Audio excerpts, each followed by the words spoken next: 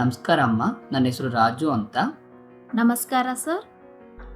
ನಾನು ಕೆಲವು ಪ್ರಶ್ನೆಗಳು ಕೇಳ್ತೀನಿ, ಉತ್ತರ ಕೊಡಿ. ಆಯ್ತು ಸರ್, ಕೇಳಿ. ಕಳೆದ 2 ವರ್ಷದಲ್ಲಿ ನಿಮ್ಮ ಮನೆಯಲ್ಲಿ ಯಾರಾದರೂ ಗರ್ಭಿಣಿಯರಿದ್ರಾ?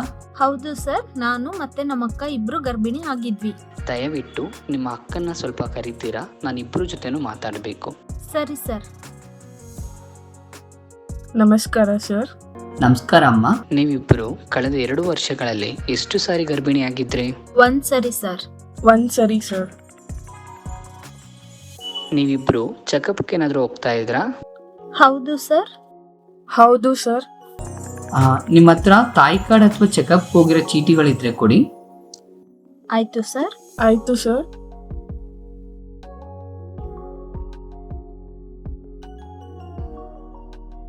ಧನ್ಯವಾದಗಳು ಅಮ್ಮ. ನಿಮ್ಮ ಗರ್ಭಾವಸ್ಥೆಯ ಬಗ್ಗೆ ನಾನು ಕೆಲವು ಪ್ರಶ್ನೆಗಳನ್ನ ಕೇಳ್ತೀನಿ, ದಯವಿಟ್ಟು ಉತ್ತರ ಕೊಡ್ತೀರಾ? ಆಯ್ತು ಸರ್. ಆಯ್ತು ಸರ್, ಕೇಳಿ. ನೋಡಿ, ಇಲ್ಲಿ ಇಬ್ರು ಮಹಿಳೆಯರು ಕೂಡ ನಮ್ಮ ಸ್ಟಡಿ ಪಾರ್ಟಿಸಿಪೆಂಟ್ ಆಗಕ್ಕೆ ಕನ್ಸೆಂಟ್ ಕೊಟ್ಟಿದ್ದಾರೆ. ಇಬ್ರು ಮಹಿಳೆಯರ ತಾಯಿ ಕಾರ್ಡಲ್ಲಿ LMP ನ ಚೆಕ್ ಮಾಡಿ ನಮ್ಮ ಸ್ಟಡಿ ಪ್ರಾಜೆಕ್ಟ್ ಡೇಟ್ ರೇಂಜಲ್ಲಿ ಬರುತ್ತಾ ಅಂತ ರೆಕಾರ್ಡ್ ಮಾಡಿ.